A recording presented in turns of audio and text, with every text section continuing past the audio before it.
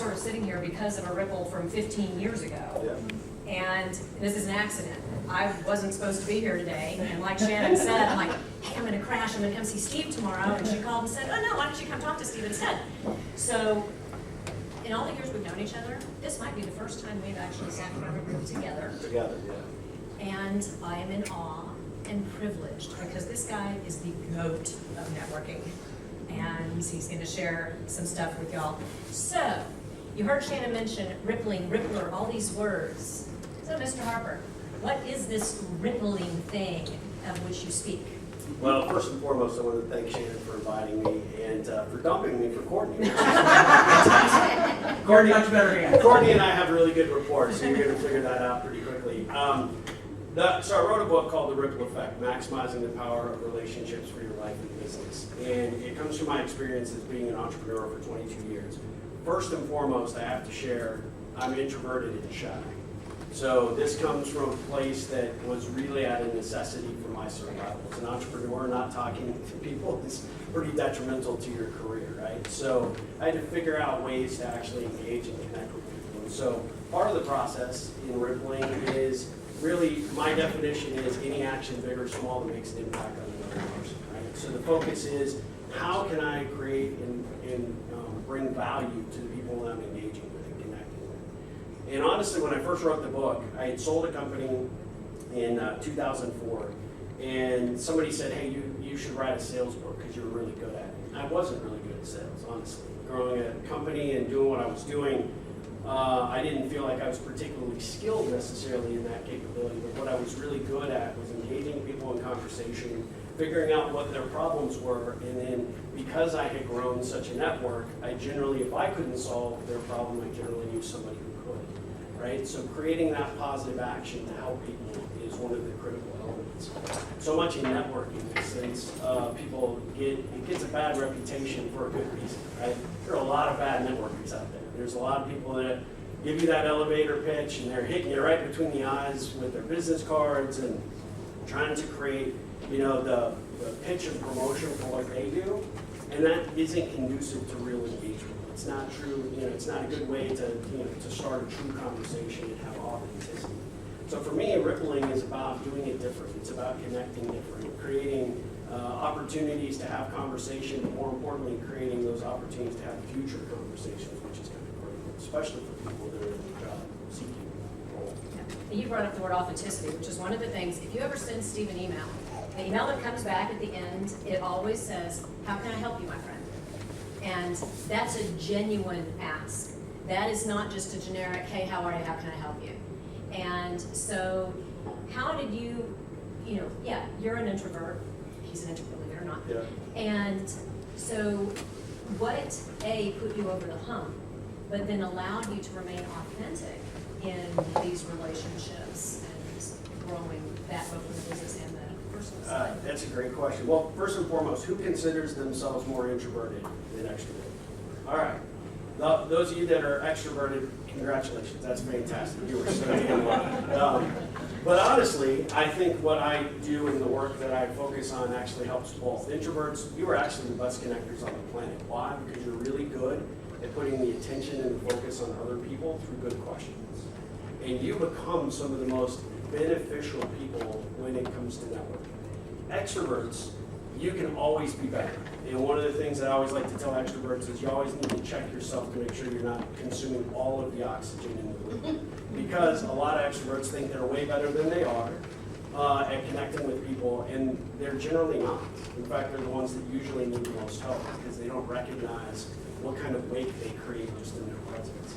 So part of where my motivation was in creating this and why that question is essentially important to me is the only way you know if you can add value to somebody is if you get to know them and you get to figure out what's important to them.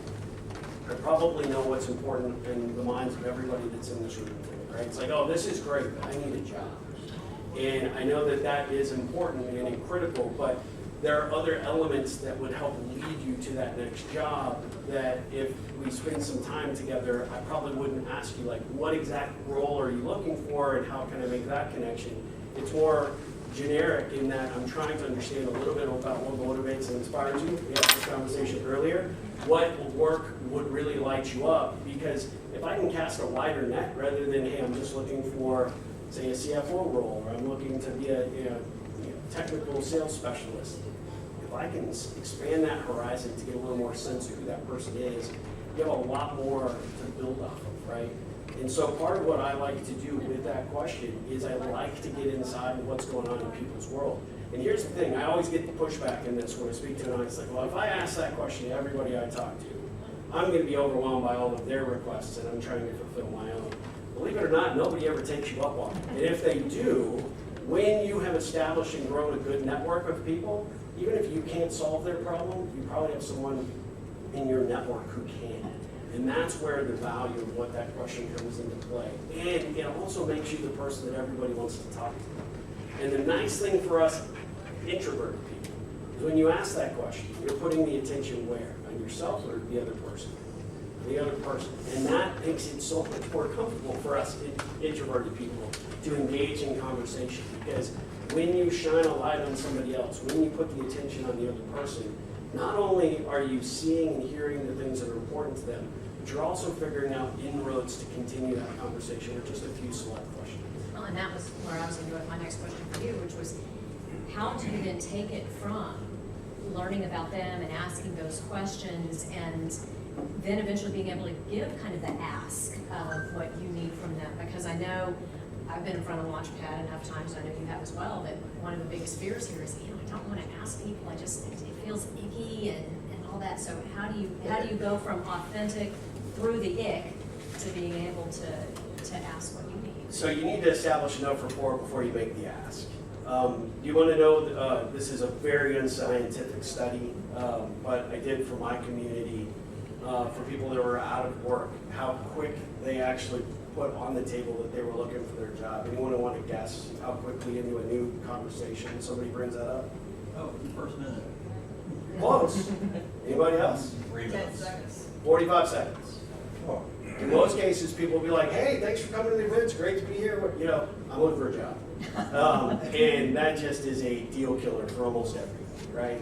Not because they don't want to help you, not because people aren't genuinely good and really want to try and contribute or add value in where they can, but it's because you're putting somebody in an uncomfortable position. I don't know you, I don't know how I can help you, I don't have anything established in terms of rapport, so we don't have the trust. There's no value built.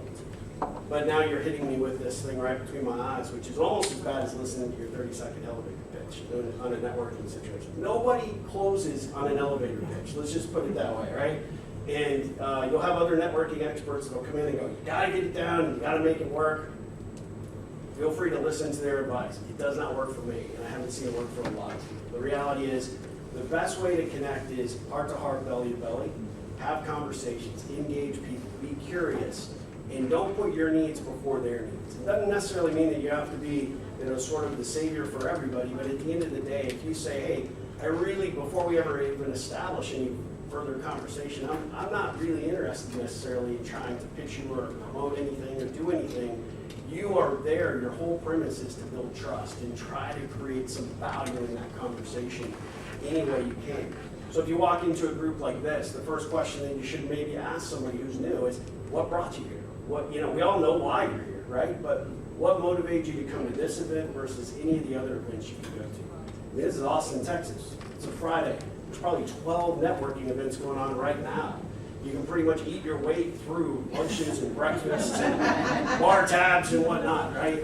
And the reality is, how many of those events just plain suck, right? At the end of the day, they're emotionally draining, they're physically difficult to, to be up for and go to. It's because we have the same little tribal conversations over and over again. So you gotta do it differently. Well, and it sounds like part of what you're saying also is it has to do with intentionality. Yes. And so, you can't just walk into a room and expect people to flock to you. So how, if you were going into a new session as a new Rippler, this is your first idea of rippling, what would you want to do beforehand, the night before or the hour before, to help get you in the right mindset to do this? It's great. I was talking to somebody just last week actually about, boxing and MMA fighting. And you think those fighters, before they walk into the ring, are focused on anything but not getting killed, right? To not take the punch, not lose the fight. They're focused on the task at hand. What I see that people make the biggest mistake is they'll go from event to event to event, and they don't put any thought into, hey, what worked at the last event? You know, what felt more comfortable? What do I like? What did I not like?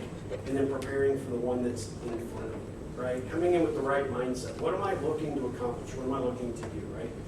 And I think one of the biggest challenges that people face, especially coming into a new event, is they're doing so much to be accepted, and they feel like they have to have that best elevator pitch, or they have to have that very trendy hook in order to feel acceptance.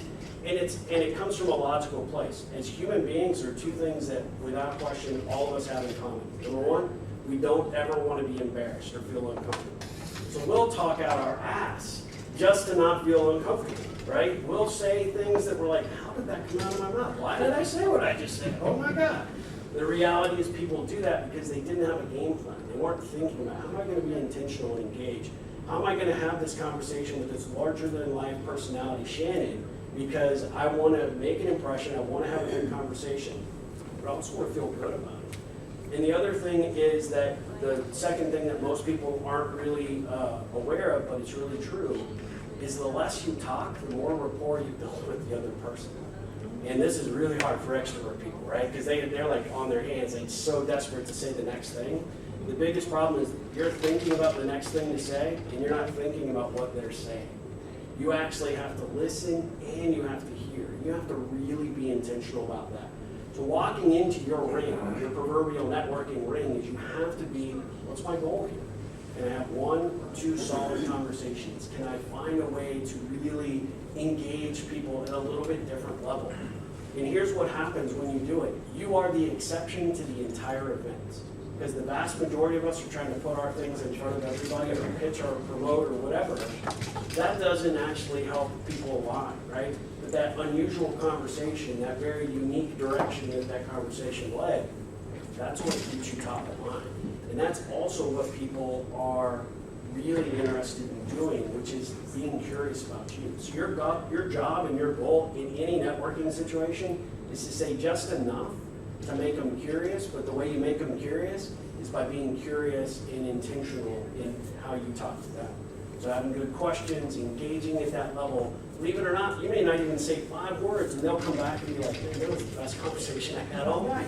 And it's because you put the attention on them and you did it differently than anybody else does. And one of the things that I always tell my clients is networking is not an event, it's a way of life. And I think so many people go into these networking events wanting to work the room and, like you said, get your card in everybody's hands. I need a job, hey, can anybody hire me? But then it's just an event, and then you go home and you go, well, I didn't get anything out of that. Well, it's because it's not about an event. So how do you then take this event and have it carry forward when the event's over? Yeah, I mean, that's a great question.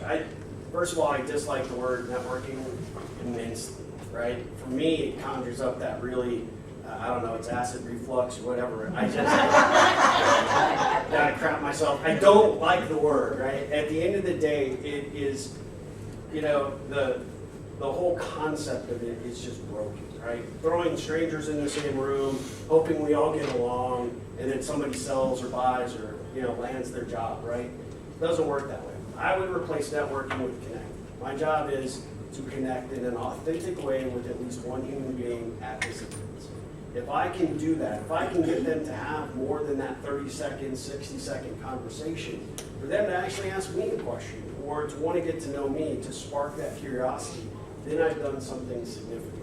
But the problem I think that a lot of people run into is that they don't have a game plan walking in, and they also think that they have to do it like everybody else. Go to any networking event and just watch how bad people are. And we just, generation after generation of really bad networkers, right?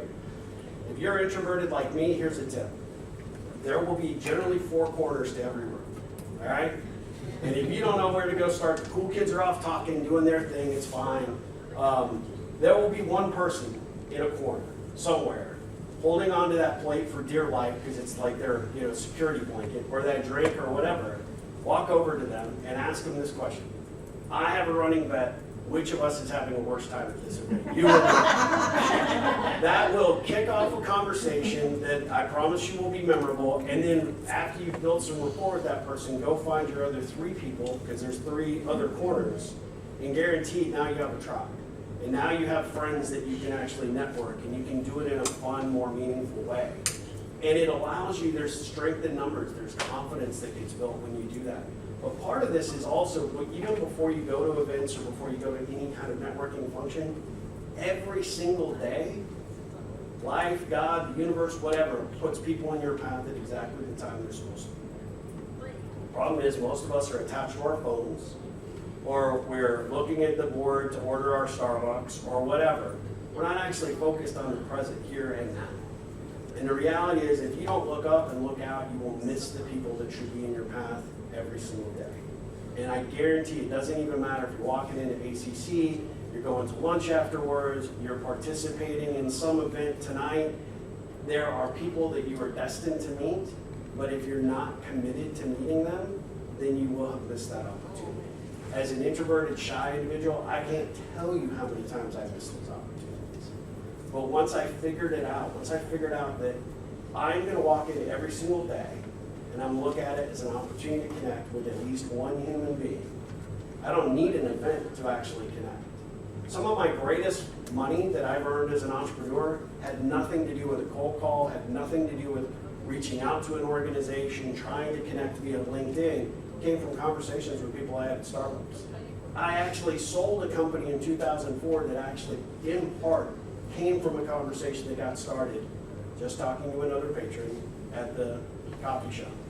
And that led to an introduction to somebody who was interested in business, and next thing you know, ripples happen, right? So a ripple, casting that stone into that crystal clear pond, that is your action.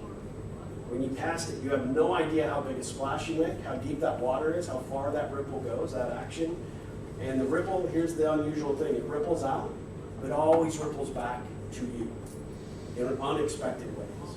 So meeting people, connecting with them, even in very inconsequential environments or in situations that you never would have expected, that can open doors to opportunity and lead to your next job. Was it you who told me the popcorn cart story at Costco? Or did that come from someplace else? That wasn't me. I could make up one. Well, do you mind if I share this from feel free. And I don't remember who told me this. I figured it was, but it's not. So maybe it was a former client. Anyway, in Costco on a Saturday, you're in there in your shorts and your sandals in the middle of the summer, you're sweating, waiting in line with all the people who are getting the pizza and the Slurpees. And in front of this person in line, the person in front of him or her had an entire Costco cart full of popcorn. Now, I don't know anybody on the planet who needs an entire cart of popcorn. So the person I was talking to, that I cannot remember, said to this person, "What's up with the popcorn?" And it turns out that this person was the CEO of a startup who, they have a popcorn cart in their office, and once a month he would go to Costco, or once every 6 months, and go buy popcorn for the popcorn cart. Y'all, the CEO of a startup who then went and hired this person, so it must have been a client. If you're sitting there just looking on your phone going, "Oh my gosh, y'all, check out this guy with all the popcorn," as opposed to saying to the popcorn guy, "What's up with the popcorn?" It's a missed opportunity. Absolutely. And so just showing interest in what people are doing. Now, you mentioned whether it's an event. When we think about here, we're coming here to talk about job search. We're coming here to purposely talk about networking and how do we connect. What are some of those situations that maybe you can find yourself in? One that hits me is Cotton Bowl, Hook and Horns, next Friday, in the parking lot. But what are some of those places that maybe you unexpectedly ought to intentionally place yourself? Yeah, I mean, there's all sorts of environments. Obviously, the networking environments are what they are, right? But I think that you find commonality with anybody that you're really intentional with. So you don't actually have to have an event. I can have a conversation. I've heard this before. It takes years to build rapport and have a real, genuine connection to another human being. I say BS to that. I've had genuine connections with people that took 30-second elevator rides with me, and we just had that chemistry and that engagement, and you never know where that might go. You have other situations where you're at the neighborhood barbecue and you don't know your neighbors all that well, or you're at a community event, or you come to a social like the Christmas party, which I was really sad to miss last month. But those are opportunities to practice your connecting skills. I'll tell you one way that if you really want to be ballsy and test it out, make a sign on a 8.5 by 11 piece of paper, put open for conversation, put it as a tent, and then go sit at Starbucks. I've been thrown out of Starbucks for doing this, so if you get arrested, don't it's true, but we dispatched all of our Ripplers to every Starbucks back in the day. There was like 15 of them. Right now there's like 15 in a block. But we sent it out just to see and test this theory that most of us, the reality is most of us are actually lonely. We're in an environment where we're more connected than we ever have been. We're in a situation where we can pretty much find anybody or find out anything about anybody just by using different social avenues. Turns out we're not any better at connecting face to face, having a conversation. And you really want to test your skill sets. Do it when you actually have to have a conversation with a complete stranger that isn't geared around you selling or pitching something. It isn't around you trying to land the next job. And it isn't about trying to figure out what they want to sell or pitch you either. It's about who is this person on the other side of the table? Who's the person having coffee? How do you have that conversation? Where do you start? Well, what'd you order for a drink? What's the best muffin? When you don't go to Starbucks, what's the place that you would go to? These are all what I call ripple connection questions. They're invitations to a deeper, more meaningful conversation if the other person is A, receptive and doesn't think you're up to something creepy, and they are open to having that conversation with someone who's obviously asking it without any motivation whatsoever other than they're curious. Curiosity opens up more doors than you can possibly imagine. So I would say looking for anything that there is a gathering of people, but not too big, right? But you can also go to, let's say you go to a conference. It's amazing how small we make the world when we really think about it, right? Texas, huge, right? It takes me forever to get out here to go to New Mexico where I'm from. Which, by the way, yes, I do speak English. It's great. Yes, Breaking Bad was filmed in my neighborhood. And I literally walk by Walter White's house every day on the way to middle school. So, and it is true, in order to get out of New Mexico, we had to sell meth. We had a quota. No, it's totally kidding. Or am I? Just saying, but the reality is that Texas seems like it's enormous. You can never meet everybody there is. But you go to an event in California, and you hear somebody that has sort of a Texas slang, and you're like, hey, where are you from? And then, I'm from, Dallas. I live in Austin. All of a sudden, what was big is now small. Now we've just made, we now have this, what I call a connection point. Connection point is any bite-sized morsel of information that you can learn about somebody that you file away, right? If you follow me, you would know I'm an avid Longhorn, Hook'em. I am also believe that Dak Prescott will win us the next 5 Super Bowls. All my credibility goes out the window. Pretty much. Yeah, gosh. I don't want to wish for Jerry Jones's demise, but boy, it would help. The reality is that you figure out how to create rapport with people based on circumstances. And so we often find that, I don't know a complete stranger, but just with a little bit of well-placed questions, what brought you to this event? Who are you excited to see?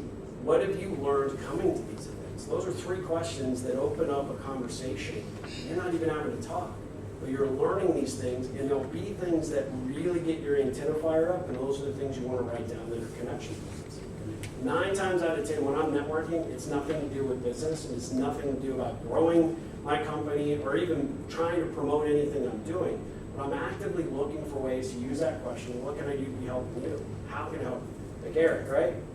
I have a connection for Eric just because of what Eric shared. I know an organization that does nothing but focus on Salesforce training. So we'll definitely connect. But when you get that connection point, the power in the connection point is how you apply it, how you use it. And it can be something as mundane as your favorite sports team, or the fact that they're really into fashion, or whatever the case might be. I'll tell you the most memorable experience I ever had with somebody connecting with me was waiting outside of this lady my wife used to make me go get my haircut from. I don't know why I didn't like her, but she's not a Rippler. I'm sitting there, and this lady that I've seen several times, obviously getting her hair done somewhere else, is like in one of these cooperative, I don't know, could have been a cult, I have no idea. But I'm waiting there, and this lady says, every time I walk through this hallway, it seems like we must be on the same, hair cutting cycle, which seemed weird. But anyway, I was like, okay, yeah. She's like, I just want to compliment you on your eyes. She's like, every time I see you, you have this sparkle in your eyes. And she's like, I kind of look for it. And she's like, it seems creepy, but every time you're not here when I'm getting my hair cut, I'm kind of sad. I'm like, oh, that's awesome. I'm married. Just saying. She was like, no. But that is how it started. And we became actually friends just off that passing comment. When I was writing my book the first time, I was sitting in a coffee shop in Round Rock, Texas, writing a book, and this lady happened to notice that I'm there every day when they open at 5 o'clock, and I'm writing when she goes to the office room. So she finally, comes up with the courage to come talk to me one day, and she said, what are you writing? I said, well, I'm trying to write this book. We started having this conversation about it. That one real incidental engagement led to, I would be embarrassed to tell you how much I made off Dell training for them. Because one conversation, I'm open to the conversation, I'm open to making myself as interesting as I possibly can be. But more importantly, I didn't really say much about the book. I actually asked, the next 3 interactions with her, asked more questions about her. Why'd you go to work at Dell? What do you love about Dell? What's the things that are most challenging about your current job? What are the things that you'll be doing in 5 years? Where do you want to go with your career? What can I be doing to help you? And believe it or not, that person just became lockstep with what I was doing and made a huge, huge inroad to help me, get my material into the corporation I never would have known how to get into to begin with. So all the things that you've been talking about have been things, you're here, you're in the place, and Yep. you're talking to people. For any of you in the room, and I'm gonna hit up on extroverts here in a little bit, so introverts get poked at for a moment first, who are sitting here going, sounds great, I kind of like the pandemic, I had to stay inside, I didn't have to talk to anybody, I can sit behind my computer, it's totally normal, there is not an expectation of me having to deal with anyone. So,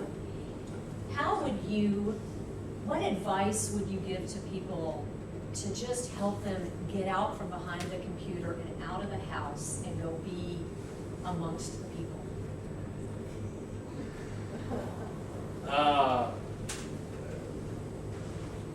This is a PG-13 response. Get off your ass. Your job right now is to get the job, but your primary function is to get out and talk to as many people as you possibly can. And I'm not saying, it's not like speed dating, and it's not like, yeah, I'm going to go do this. If you set a goal and an intention to get out from behind the computer and go at least get a cup of coffee or go spend some time where other humans are, human connection will happen. Right? It will, even if you don't necessarily think it will, or you're not super comfortable with it happening, the only way you get comfortable is getting out of your own skin. I have to kick myself in the ass every single day in order to get out and remind myself to connect. You know why? Because being shy and introverted is not an excuse, and it's certainly not going to put food on the table. So at the end of the day, you have to get better and be more conscientious about taking action every single day. And if you can set an intention that, hey, I'm gonna apply for X amount of jobs, and I'm gonna do that whole thing, and we'll probably talk about the network here in just a little bit, but at the end of the day, I'll put my energy and effort towards my previous connections, my previous network, people that I'm affiliated with on LinkedIn or have in my general network, then I need to go out and I need to get out in the wild. And I need to experience other human beings. I need to find opportunities to set myself up for conversations.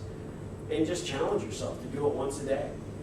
I know so many people right now that are out of work, and it becomes soul-sucking because all day long they sit behind their laptops and that's all they do.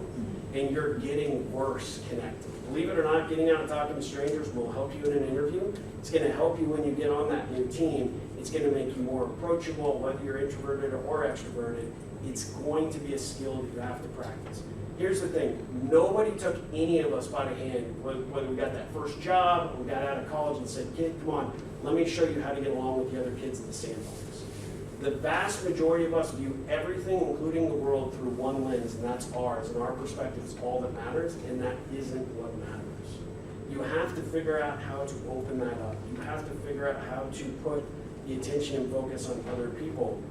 And when you do that, people will pay attention and people will come back to you because of that. But if it's all what's in it for me as opposed to what's in it for them, you're shortchanging yourself. And the only way you get good at the latter is by doing something every single day to pull you out of that rut to do something. Plus, it's just so good for your mental health. The reality for, I don't know the statistics, but if anybody's interested, I found a study I really like. Do you realize that if you don't have any close personal connections, and I'm talking people that, will return a call, will respond to a text, people will be there for you in the moment of despair because you're just having a really crappy day. Those connections, those people are really critical and important.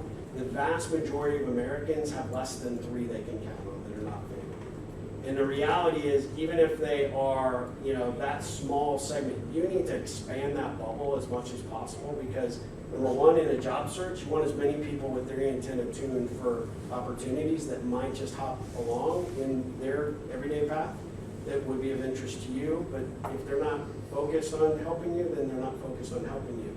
How do you get them focused on helping you? Is by showing that you're showing up for them first, right? You're contributing and adding value. Your commitment is to grow beyond that connection. You want to turn that connection into a trusted connection, that trusted connection into a relationship. And then you got to go one step further to build that into a trusted relationship. It's a lot of work, but my God, it is so beneficial. It's so powerful. It's part of the reason why I can hear a random comment on a Friday morning and I say, oh, I got something that I know that could benefit Eric. That's how you get the way you are, the way I am with connected. So there's a good segue there. We've been talking about meeting new people. But I will actually have clients who will say to me, I'll talk to anybody new anytime, but I'm not comfortable asking my friends, my former coworkers. I'm embarrassed that I'm in this position. And so how can we create ripples from the people who we already have in our sphere? Yeah, great question. If you want to know the percentage or the number of seconds it takes for you to reach out to a former colleague on LinkedIn to tell them you're looking for a job, less than 30 seconds. That's the last thing anybody wants to hear from you, right? At the end of the day, everybody wants to help if they can, but when you put people on their back heel, they don't know how. So it's easier to ghost you and just to shut that conversation down.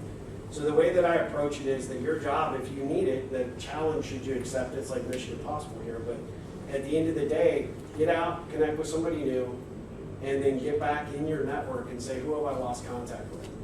I'm the youngest of 4 children. My next closest sibling, who is the devil, is 10 years older than me. My brother, who is the oldest, never had to look for a job until he did. And he didn't buy into any of the ripples. I mean, he's like a little brother. He doesn't believe in any of my crap, right? So, and he finally had to hand come to me one day. He's like, hey, look, I'm really struggling. I used to have recruiters calling me, and now they're not calling me. I've reached an age. I know that there's ageism happening. And I said, yeah. I said, but you told me how great a manager you are and all these roles, and he's always been hired up to a better job. I said, how many people in total have you impacted throughout your career? He's like, oh, hundreds, if not thousands. I'm like, okay, start making your list. You make your list and you figure out where did I contribute and add value to that person. And then ask yourself, when was the last time we talked to them? When was the last time I actually reached out and just said, hey, no agenda, just want to see how you're doing. And here's how you re-engage. We haven't talked in 10 years. That is your fault. So own it. I lost touch with you, I got busy, things went a little bit unexpected with my career path, and I just kind of lost touch. I would like to reestablish it. Here's why. Not because you're looking for a job, but because you learned something from that person, they brought something to your life, they stood out to you in some way. You take that connection point and you put it back on the table, and it'll be like no time has passed at all. Fast forward to what my brother went through, one of his most junior, sort of indirect reports, but he had a hand in getting her hired, and she did very, very well for herself in the medical device field. All of a sudden was now in a leadership role with a new company, and she knew immediately by him reaching out what he brought to the table. He's challenging. But she also knew what the challenging aspects were, and he had a job in 2 weeks. So those are things, I know that sounds like pie in the sky, but if you work your current network, that should be as important as meeting new people. You should figure out who are the people that have the potential to help me, who are the people that I know hold a special place in my heart and mind. Write that down as to why. That's a connection point. I've had people, and I do this for a living, right? So I still run into people that I have not talked to in a while. And every single time I self-accept the blame for the lack of communication. Or should have reached out to you on your birthday, or I said I was going to follow up with you on that coffee and I didn't. I want to get that scheduled right now, and I want to pay for your coffee to apologize. You will build instant rapport back with that person. They'll appreciate it. And it's also one of the best ways to fill your day. And you go in again, like a networking event, with a game plan. And all of it focuses on them. What's important to them? What challenges are they dealing with? Where can you maybe add value or help them in some capacity? I'll tell job seekers the same thing I'll tell people that are graduating or about to graduate from college. You have the strongest position you could possibly ever be because it's a role of transition. And that means that there's no rules. You have a lot of flexibility. You have a lot of age and experience in this room that has a lot of talents that are not obvious on a resume. If I spent 5 minutes with you and had a great conversation, I bet I find her, right? Just like a college, somebody coming out of college, they have youth and experience, and they can always say, I'm first, right? I'm new, right? And everybody responds to them. So when you're out looking for what your next role is, not just putting it forward with the people you're engaged with on your network, but just genuinely reconnect. Try it 2 times, maybe the 3rd time's when you make the ask, and just say, hey, look, I'm not asking you specifically if your company's hiring, or I'm not asking you to, shake any trees. What I would like and appreciate, though, is would you keep your radar tuned for us? And this is what I'm looking for, and this is the role I'm trying to play. After that 3rd interaction, and they know, oh, okay, you've put some work and effort into these initial conversations, then guess what? Something positive will come from that. You mentioned this idea of thinking about your, I don't want to call it a former network, but your not recently connected network, and thinking about the value that you added to them. And I think that when people are looking for jobs, often you're like, I'm not adding any value right now. I mean, I don't know where that value comes from. And I almost look at it as a tit for tat. If this person is going to help me, what do I have to give back right now? But it's really not about a tit for tat, right? So how does that work? Let me ask you a question. In this room, how many of you have actually in the last week had anybody say, how's it going? I genuinely care about you, and I want to reconnect, re-engage. Maybe a couple, good.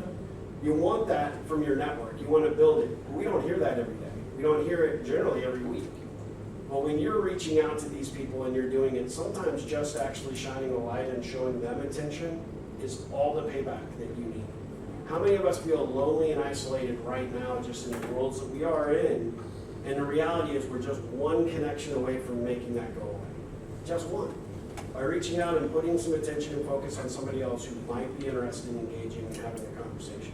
But here's the reason. For those of you who just raised your hand that you are lonely and isolated, you have got to get off your ass and start building those connections. And here's the reason why. You will have an increased chance of dementia, early onset dementia, when you don't have close personal relationships. Believe it or not, no close relationships is as bad as smoking 2 packs of cigarettes a day. This is coming from an introverted guy, which people scare me. You people scare the hell out of me right now. I'm just telling you. I got you. But there's a reason I'm next to the door. Let's just say.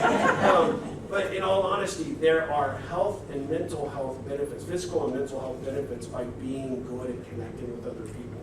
And it just takes doing something every single day to make sure that you're like, hey, world, I'm here. I'm connected. I want to connect. I want to engage. So let's make a little shift here to those of you who are extroverts. So I'm assuming that about half of you raised your hand as introverts, the other half are extroverts. And the way you know how you know an extrovert? Because they're sitting on their hands, they're waiting for you to say, okay, now extroverts show, and then they all look disappointed because they're like, oh crap, I want the attention. No, hey, I am one of those. Yeah. I get it. The way that I have had someone describe me sometimes is, Courtney, back up. It's like you talk to me, it's like my ears are blowing back. And so, because we extroverts tend to get really excited and we're like kind of in your face, and we're not trying to be rude or trying to step on what you're saying. we're just excited. So what advice can you give to us from the other side of the street? Yeah. To sit back a little bit, listen, how can we help ourselves not be in your face? Yeah. This is true for introverts too, though. Find an anchor. So I have a little anchor. My son got this for me because I'm a huge Star Wars fan. That's a connection point, by the way. The greatest teacher of failure is. That's what Yoda says. And it's not so much the saying or the fact that Yoda's head, even though it's pretty damn cool, right? I use this as my centering activity when I'm going into a big event or I'm in a conversation or just to check myself. There's a great question for extroverts to ask themselves mentally, because extroverts have a tendency to be at a higher level. They're constantly thinking what's going to be said next, or where they can add value, where they can contribute if they let the other person even have a threat, right, to talk. And the reality is, ask yourself, why am I talking? Why am I talking?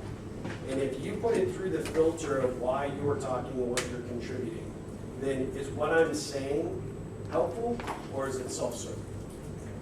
When you can ask those questions as an extrovert, it will actually keep you in mental check and remind you that your purpose is not just there to talk. Your purpose is to engage.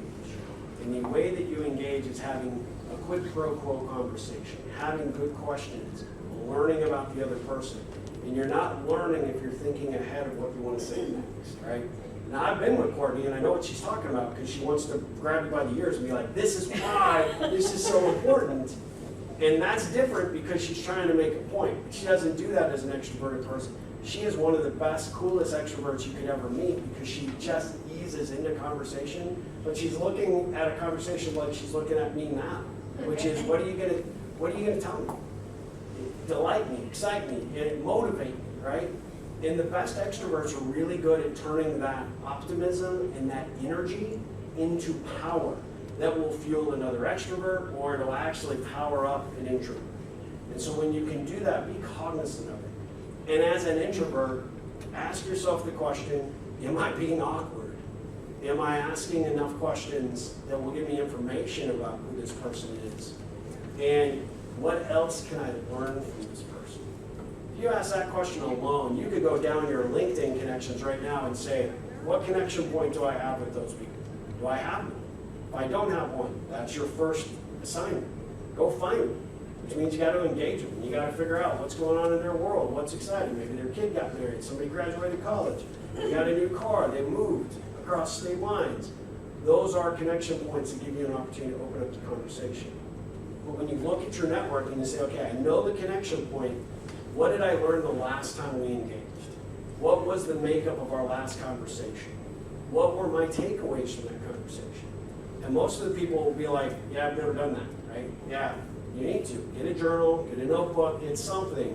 Don't stick it in your iPhone or your Google Android notes. You'll never see that crap again, right? But go back to your book, look at those connections, and then that will inspire you as to how to engage next. And it works whether you're introverted or extroverted, but it's all about being that detective, being really curious about what else can I learn from this person. Believe it or not, I'll share this really quick story. The bouncer that tried to kick me out of the bar when I first moved to Texas in Waco ended up... And what were you doing? I had broken up with my fiance and I really wanted to kill somebody that night. But not, minor detail. Yeah, minor detail. Not kill somebody. Not really kill somebody. No. I was a little downtrodden. And I go into this bar and he could basically tell something was up. And he came over to talk to me. He's like, so what brought you to the bar, this particular night? And I probably just unloaded on him like, oh my God, I can't believe I moved across the state. Blah, blah, blah. Anyway. We ended up striking up this friendship. He's been my friend for 40 years. The interesting thing about him, and he knows this, he's got a copy of my book. I don't know if you've read it. I think I need to make a picture book for him. But he's a good dude. But he's gone off and done other things with his career, but we've stayed in contact. I still consider him one of my best friends. But about 2 years ago, I was visiting him in Houston, and I asked a question. And he said, dude, every single time we get together, you have a new question. I said, do you realize that you and I could get together for coffee at McDonald's once a week for the rest of our lives, and I still could not learn everything there is to learn about you. You're infinitely interesting. Believe it or not, every single one of you are the same. It comes down to your curiosity and your creativity to figure out how to keep that conversation going and build off the last one to build for the future ones. And part of that is trying to figure out what can I learn from this person today. So when I go back to my network, what else do I need to learn? Not just about how I can help them and what's like super important, but where can I dig into the depth, right? Where can I figure out how to really make sure I'm not just getting my pinky toe in the door, but I'm actually holding that door wide open with not my foot, my bottom. And the reality is nobody looks at these things. They don't look at the depth of engagement that they have. Try this on your significant other or your kids. Ask questions that give you a little insight as to how they think and what they do. When you're not around, what's going on in their world. And you will open up a whole litany of opportunities for you to really enrich that relationship in a big way. Sounds like we're back to the whole idea of intentionality. Yeah. And really thinking about what can I ask, what do I need to ask, what did that last conversation look like? And so how would you suggest, or I'm not going to ask that because I kind of know the answer, which is when the last Ripple that I was in with yours, which was over at Baylor, you had us do a Ripple. And you kind of had different levels of questions that you asked to get to those connecting points. Can you share that a little bit for people who may be wondering where those questions come from? So what's the question everybody asks you at a networking event? How do you do? I generally tell people I'm a monkey trader. Really? Yep, there's one right now. And then I get out of that conversation. Incidentally, if you ever do need to get out of a bad conversation, look, there's a monkey. It works every damn time. They will be so confused, and then they'll look around and they won't even remember what you look like, because they'll be like, I was looking for a monkey. Where'd that guy go? Anyway, the questions that I like, I have about, I think we just counted, we're probably pushing like 1,200 what I call Ripple connection questions. But a few of my favorites. Colin, who's filming for me today, thank you so much, Colin. You could ask Colin, what did the 7-year-old version of Colin want to be when he grew up? And people were like, what? Taking all the way back to 7 years, but every single person has that thing. Like I just interviewed a principal for a leadership series I'm doing, and I asked her that question. Her entire persona changed. She said, believe it or not, I wanted to be a mortician. I'm like, what the hell? Oh wow, 7 years old. What were you watching at that time, right? But that led to the most interesting conversation. She said it wasn't so much about being the mortician. What she really respected is apparently the church that she went to was tied to the community's mortuary. And what she really respected and admired was the guy who was the mortician was always front and center of every activity and was always lending a hand to people that really seemed distraught. And she thought at 7 years old, wow, what an important and powerful job. Now, I could have asked, like, hey, so what got you into the whole education game? Why do you like being a principal? And I probably would have led down a different path. But now do you feel like you know something about this woman? She said, ultimately, her conversation continued. That's what led me into a job of service. That's what I view what I do is a role of service. That one's good. What would you be doing if you're not doing what you're doing right now? You could look at that as a career job conversation, or it could be like you're talking to me. Like, I would be anywhere other than talking to you, Steve. But it's funny the responses I get to that conversation, because you'll hear people, they'll talk about their travel, they'll talk about where they want to go in life, what they want to do, if they are in a career kind of mindset, what job they really would like to have. When you're going in and talking to a recruiter, what is the best part of being a recruiter? Ask that question to the next recruiter you talk to. Nobody ever talks to the recruiters. Like, ever. These people are your lifeblood to getting your next job. You need to kiss their butt and get to know them, right? At the end of the day, it is a secret power. But I promise you, I just had a conversation with one of our recruiters that's in my community. He says, nobody gives a crap what I do. Nobody cared what my holidays were. They're looking for that, either that placement or they're looking for the job. And I said, that's kind of sad. He's like, it is sad. I'm on the phone, like, talking to 60 people a day, and not one person's like, dude, how'd your holidays go? So be that exception, stand out, be different, right? The other one that I always like to ask, and it seems like kind of a juvenile question, but it's elicited the most interesting responses of, what superhero would you be if you could be any superhero? And you can make your own one up, but what superpower would you have? And you hear the most interesting things from people across generations, like what it would be and what it means. The other thing I like is asking what's your, I kind of threw this one on you, like, what's your passion? What's your genius? Like, what's the skill that you really want to use in your next job that, you maybe haven't had an opportunity to do that or use it up to this point? There's all these different little nuances to where you can take that, and you just want the question to get the conversation ball started, and then you're off to the races. Shannon will probably put us all in touch, right? But we have actually a free website that's got, 20, 25 Ripple connection questions that are fun to ask, fun to answer. The reason I created that, as an introverted, shy person, I hated that question, so what do you do? Like, even when I had something to do and I was out selling for a company or whatever, it's the most uncomfortable conversation to answer, or that question to answer, right? So when I asked a different question, I just completely reversed the trend that everybody had experienced up to that point. And that makes you memorable. Memorable has value, right? Steve, talk about your website and the pond and how our folk can join. It's super simple. So ripplecentral.com is my website. It's just ripplecentral.com, pretty easy. And then we created, inside that you'll see Connect and Grow.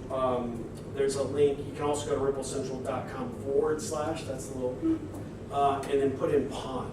It's a free community that we created, and the goal behind it is actually for people that want to be there, that want to commit to better connecting, right? Building a better network of people that really want to be a contributor to other people's lives in some capacity, right? So we have a couple of unique spaces. We're going to talk about maybe creating something for, more formally with Launchpad at some point. But we have Career Ripple, which Courtney is one of our moderators.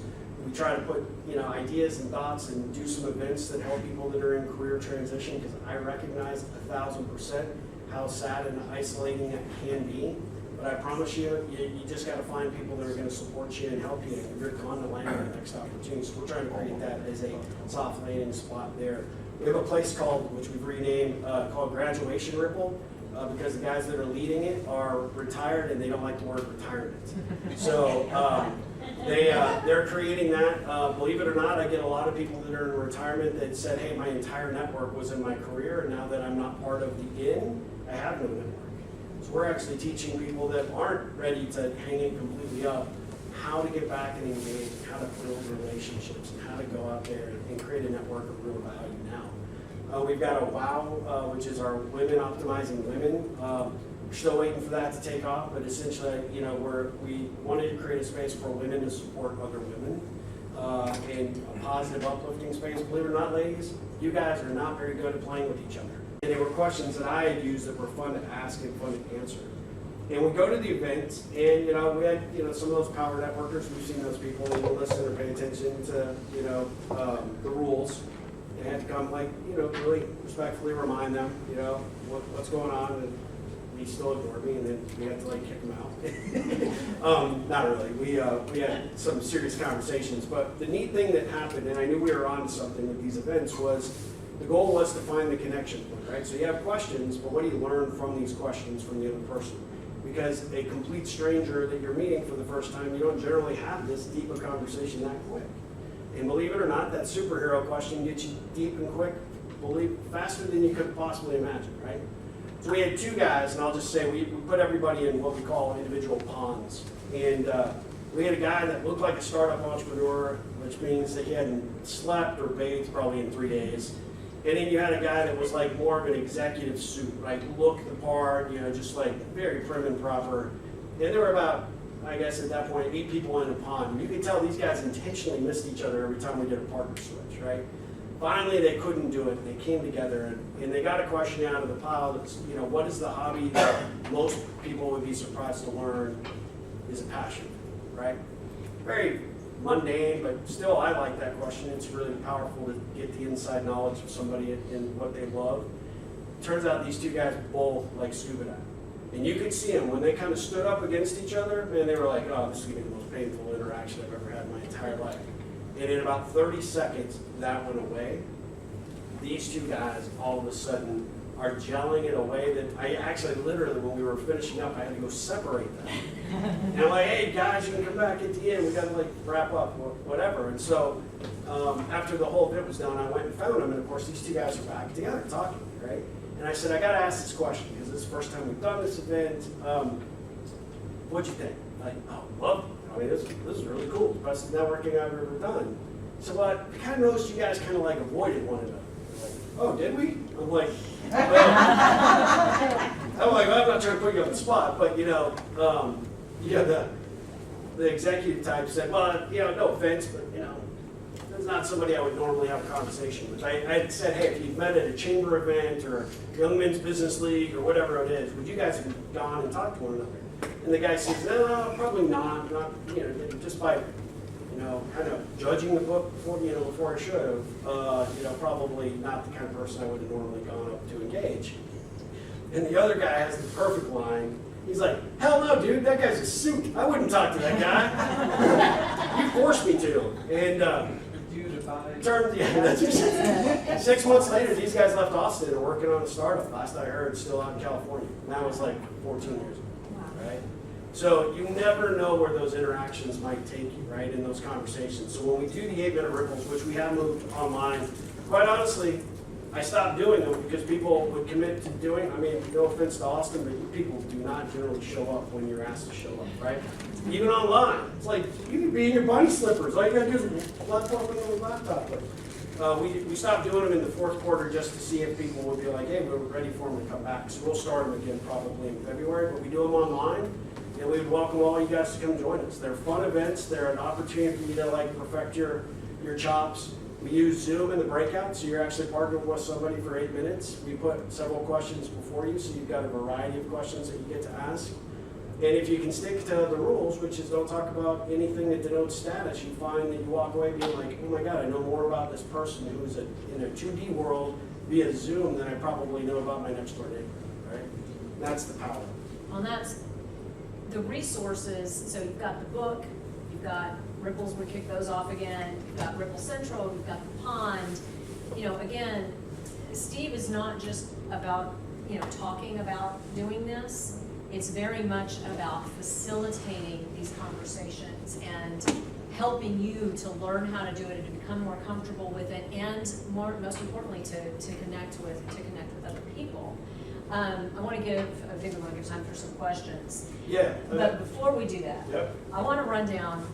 I was thinking on last night, the ripple from when we first met. So y'all, this is what an ongoing ripple looks like. So let me know if I can. She was about 7 when she came to the first So y'all know I'm a career coach. I had a client come in and say, do you know Steve Harper? I'm like, who? No. My wife says that same thing. No, Steve Harper. Well, he did this thing, this ripple thing, and you might want to go. I'm like, okay. Not 2 days later, another client. Hey, have you heard about this ripple guy? I'm like, no. Well, yeah. So I think I either emailed you and said, okay, all my clients keep talking about this. Who are you? Yeah, who are you? Why are my clients talking about you? Well, like, who are you? So we went. I'm Courtney, God. Yeah, you don't know who I am. I'm the extrovert. Everybody knows me. So I think we wound up going to lunch or something. Coffee at Starbucks. Coffee at Starbucks. And then we had some other just stuff that happened. I ran at the time I was running a Monday. Well, no, you came to my company. Yeah. Yeah, we had a company training thing, and Steve came and talked to my group. And then, which was super funny because you could tell all these other recruiters were like, yeah, whatever. Like, and then by the end we had them like hooked. Yeah, it was cool.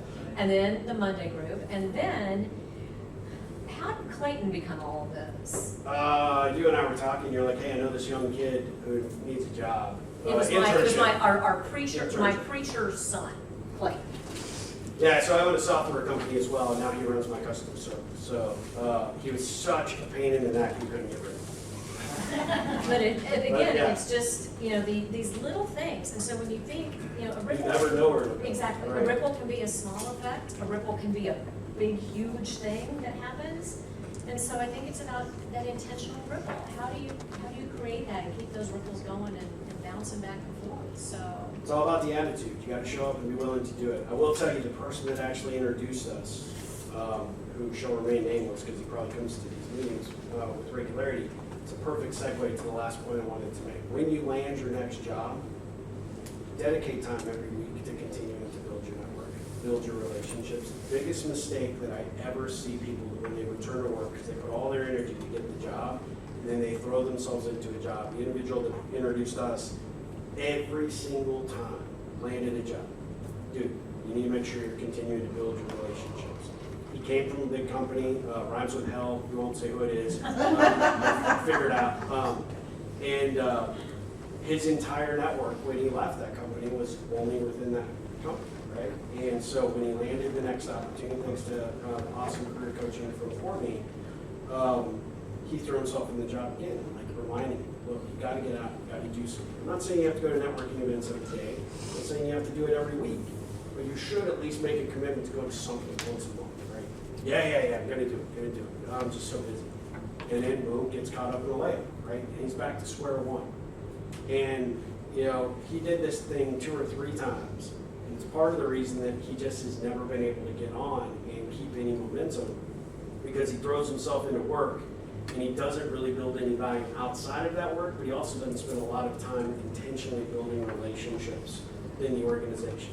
Best question you can ask day one for whoever's onboarding you: who do I need to know within this organization? Who knows, where all the bodies are buried, right? Who are the people that are the, sort of the information inflow? And go build relationships with those people, because when you do, that will help accelerate your progress and help get you a reputation, a positive reputation within the organization. Want to do questions? Sure, yeah. Questions? Question. Yes, ma'am. How do you find out about the Ripple events? Go to ripplecentral.com/pond, sign up, and I exclusively put them out there. Okay. Sometimes I tweet them, but most of the time it's through the community. We have a little event section on the side that'll tell you when we host them. Also, Steve is an amazing content creator. You'll get something almost daily in your inbox. It's awesome. I won't spam you. That sounded like I'm a spammer. I'm not a spammer. Yeah. My VA might be a spammer, but I'm not. Yes, ma'am. I have one more question. Sure.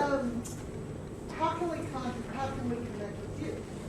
So I left some business cards and some stickers over on that table, so feel free to take those. But yeah, Steve at ripplecentral.com is my email. Feel free to reach out. Thank you. Sure. Yes, I ma'am. didn't have a question, but I did have a suggestion for introverts. There's a group that meets monthly. It's called Awesome Digital Jobs. They have something called the Bad House Social Happy Hour, and that event is specifically designed for introverts to get practice. So if you're an introvert that wants practice, that's designed for you, and you want to come to an event, come find me if I'm there, and I'll be somebody that you can.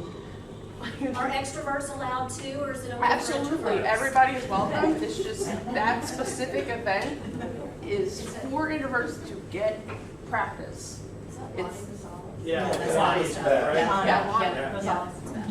Yeah, and if you do it wrong, she will have no problem telling you. Right. Lonnie goes and hides in the corner, like she just, Yeah.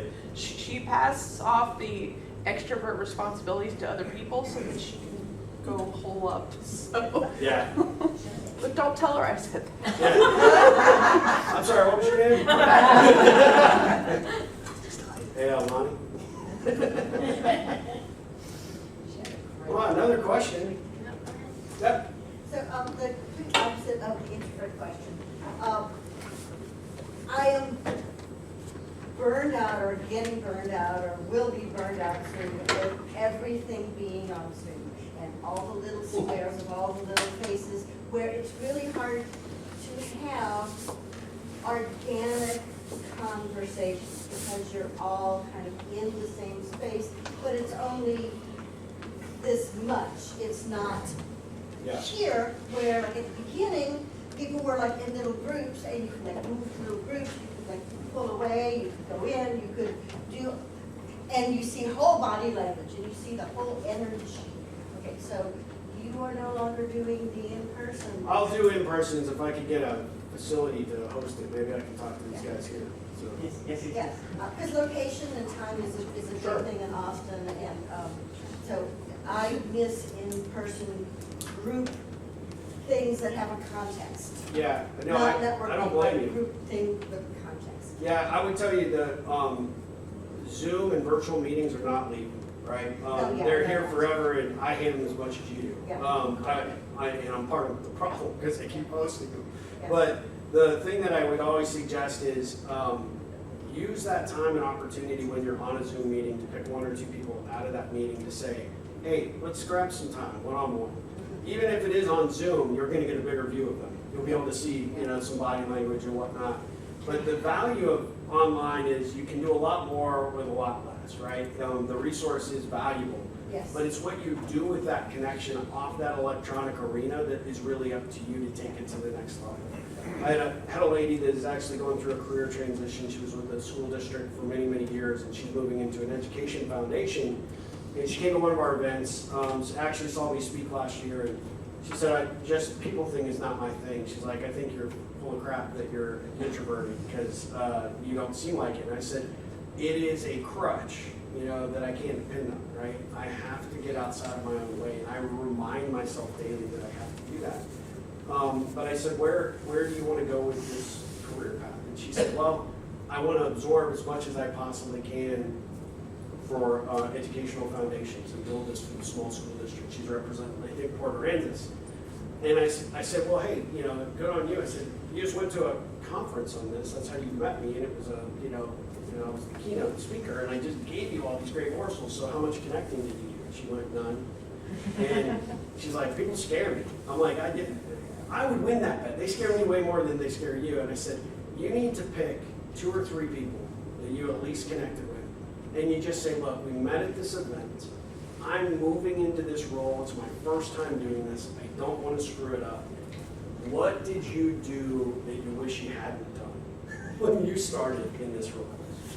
Before you knew it, she all of a sudden had this little group of people that went from 3 people to 6 people to 8 people.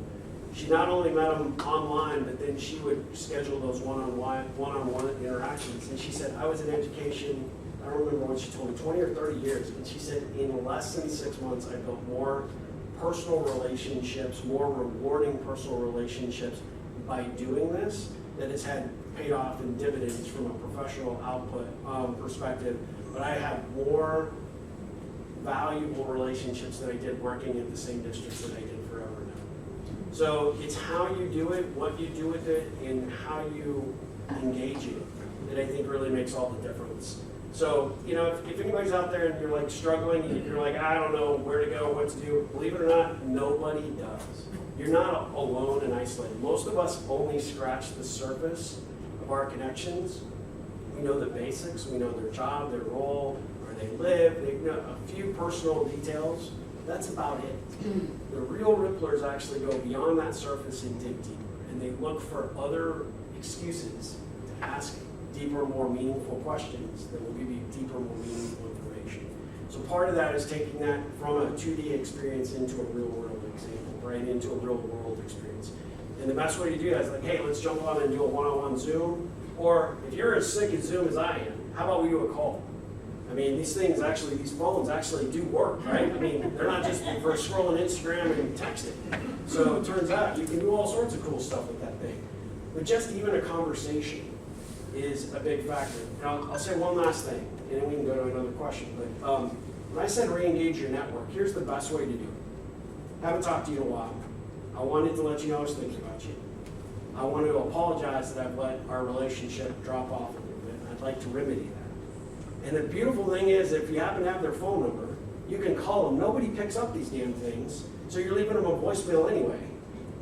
But when they get that voicemail, that somebody out of the blue from their previous experience all of a sudden is reaching out, it will inevitably put a smile on your face. It just happens. Take the time, do it. Make a commitment to do it a couple of times a week, and you'll be amazed at the result. Yes, ma'am. So you have lit up my entire brain. Oh, really? Can I get you on a billboard? Nobody's ever told me that.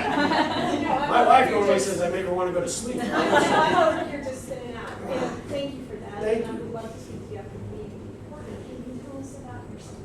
About me? Yeah, Go for it. please, you're up She's here. a rock star. Well, the electricity here is amazing, the mind meld. Take it on the road, kids. We should. That would be I fun. was just wondering if you could tell us about yourself. So I'm a career coach here in town, and I have been for a lot of years. She started when she was 7.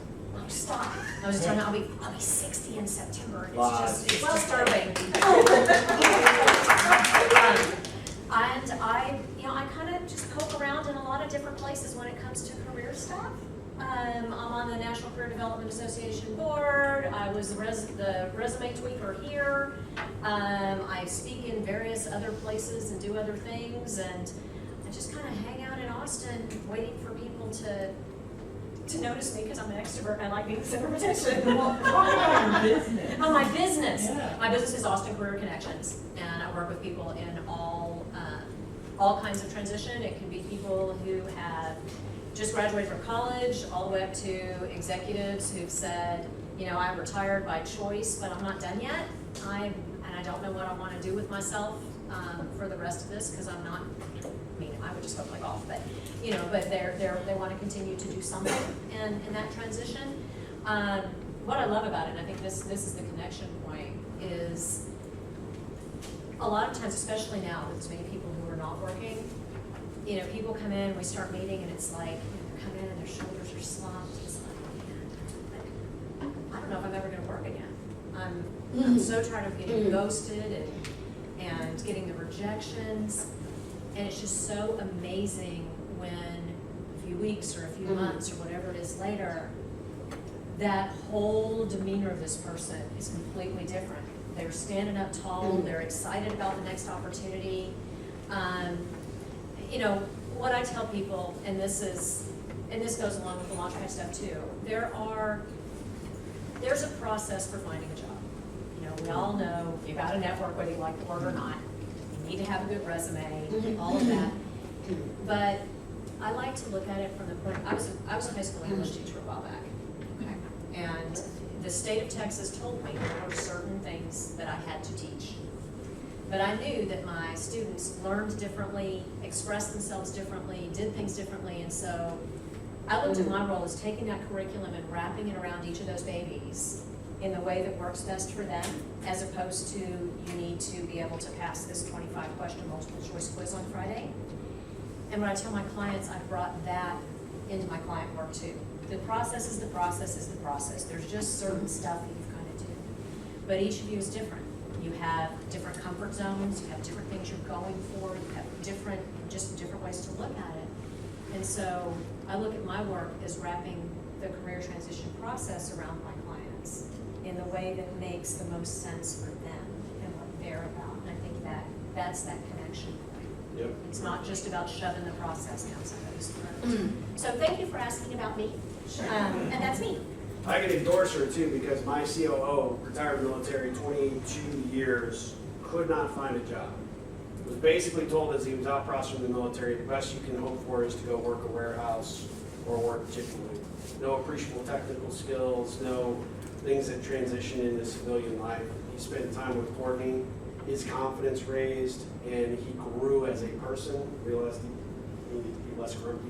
And, which I need you to come work with me again. But I hired him as a customer service guy for my software company. One, because I knew he could do it. It was out of his comfort zone, but military, he knows how to serve. He knows, when there's a mission, how to execute, right? And so we gave him that role, and he quickly eclipsed that, and we could build processes around what he did. Now he did it. Now he's my COO, and probably the best hire we've ever made. So having someone like Courtney in your corner that can help support and guide you, because there are times, and I'm a coach as well, most of my clients, it's not the thing they want to solve or the problem they think that they're trying to address, it's all the other crap that actually is preventing them either seeing the forest for the trees or having clarity of understanding, or just having somebody in your corner that's going to ask the right questions at the right time to get you thinking about things in a different